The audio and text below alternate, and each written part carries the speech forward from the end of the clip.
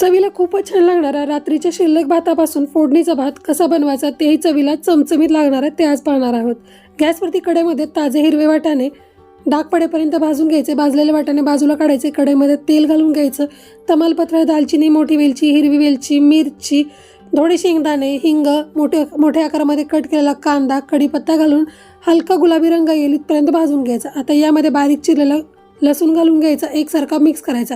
भाजून ठेवलेले ताजे हिरवे वाटाणे ते घालून घ्यायचे, एकसारखे मिक्स करायचे। एक टोमॅटो कट करून घेतलाय ते यामध्ये घालून घ्यायचं, एकसारखं मिक्स करायचं। भाजी आपल्याला पूर्णपणे न शिजवता भाज्यांमध्ये क्रंच राहावा इथपर्यंतच शिजवून घ्यायच्या आहेत। झाकण ठेवून याची 2 मिनिट वाफ काढून घ्यायची। 2 मिनिटांनंतर झाकण उघडून एकसारख्या भाज्या मिक्स करायच्या। बारीक चिरलेली हिरवी कोथिंबीर घालायची, एकसारखी मिक्स करायची।